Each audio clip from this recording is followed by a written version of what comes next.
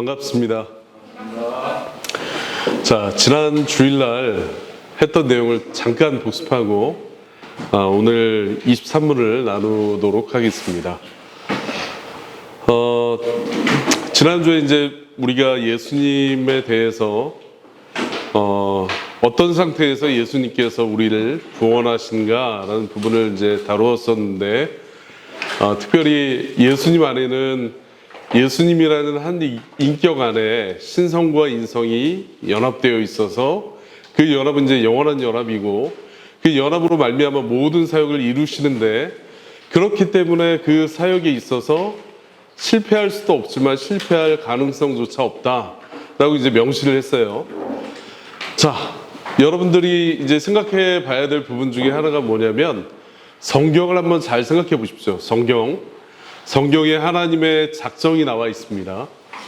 하나님의 작정은 우리가 소요리 문답을 통해서 배운 것처럼 창조와 섭리의 일들을 통해서 이루어지시는데, 성경에 나와 있는 하나님의 작정, 우리 신앙 선배님들이 하나님께서 작정하신 것은 반드시 이루신다라고 이렇게 설명을 하시잖아요. 그죠?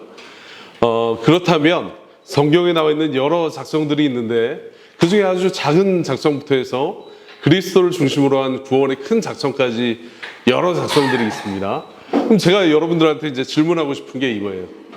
하나님의 작정, 아주 작은 작정이라도 우리가 예전에 배웠는데, 칼빈 목사님은 빗방울 한 방울, 우리 지난주에 비가 왔었잖아요. 빗방울 한 방울도 하나님의 뜻이 아니면 이 땅에 떨어질 수 없다, 이렇게 가르쳐 주셨고, 스펄전 목사님은 뭐라고 말씀하셨냐면, 이 공중에 떠다니는 먼지, 이 먼지도 그 모양과 떨어지는 그 형태조차도 하나님께서 작정하신 대로만 움직인다라고 이렇게 설명을 했어요. 근데 여러분들, 성경에 보면 수많은 하나님의 작정이 나오거든요. 하나님의 작정은 작은 것이라도 실패할 가능성이 있을까요, 없을까요? 없어요. 아예 없어요. 아예. 왜냐면 하나님은 전능하시고 하나님 모든 것을 아시는 전지하신 분이시기 때문에 그렇습니다. 그리고 능력이 있어서 무한하시기 때문에 그래요. 그렇다고 한다면 자연스럽게 이런 결론이 도출될 수 있는 거거든요.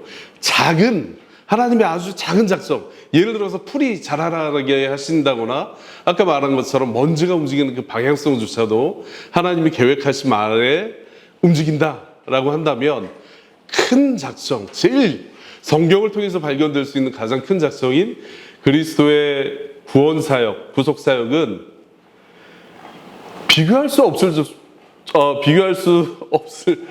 비교할 수조차 없기 때문에 당연히 일말의 실패 가능성도 없는 거예요.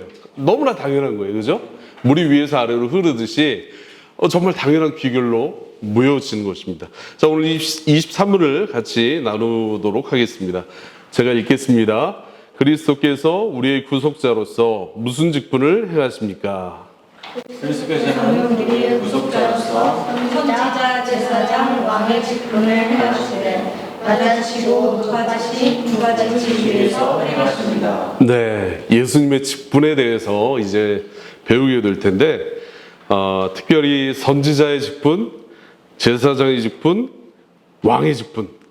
선지자는 예수님께서 자기 백성들을 하나님의 진리이신 말씀으로 선포하고 가르치신다.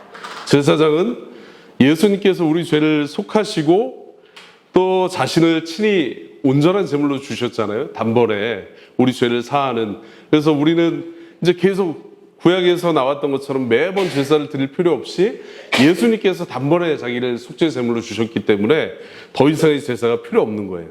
또 왕으로서 하나님께서 그 아들에게 권위를 주셨는데, 그 예수님은 왕으로서 권세와 능력으로 이 모든 것들을 다스리신다. 그래서 성경을 통해서 보면 이 세 가지 직분이 예수님께 드러나는 것들을 살펴볼 수 있습니다. 특별히 구약에 보면, 여러분, 시원아, 구약에 보면 왕과 선지자와 제사장의 직분이 있어요. 기름 부음을 받는 직분이 세 가지가 있어요.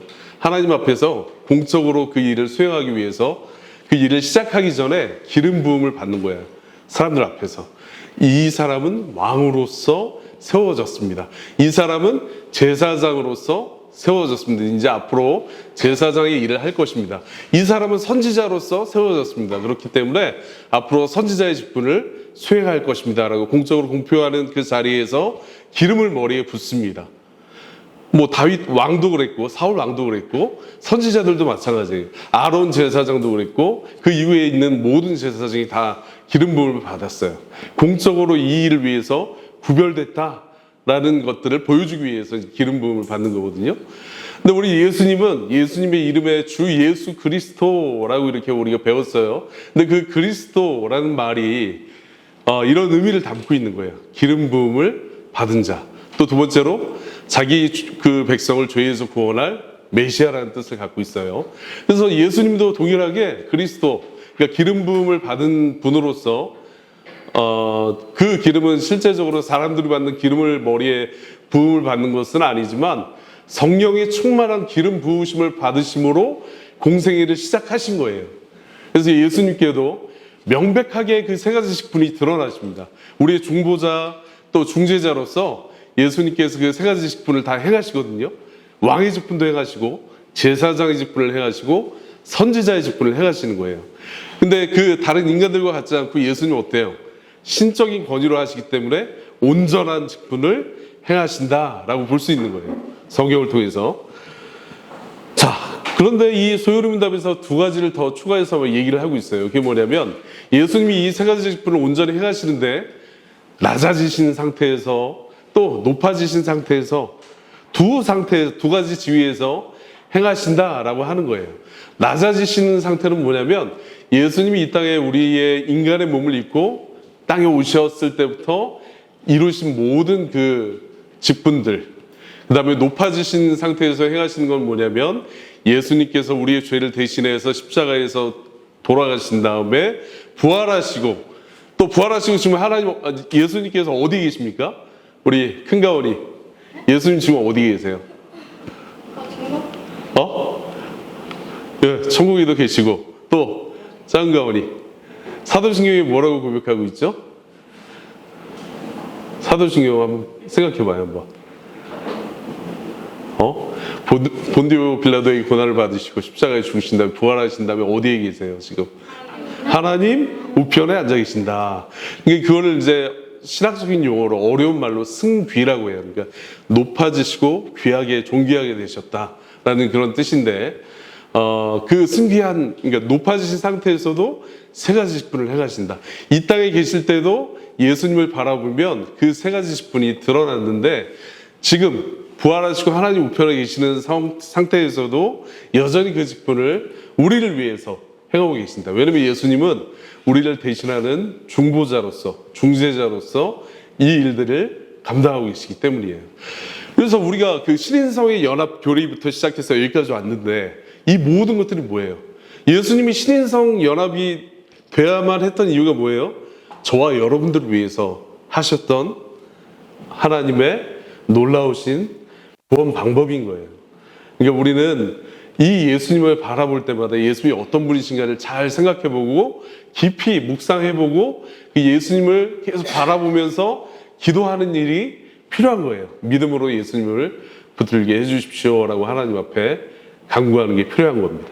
다음 주에는 선지자 직분이 정확히 무엇을 의미하는지 나누도록 하겠습니다. 예, 기도하겠습니다. 같이.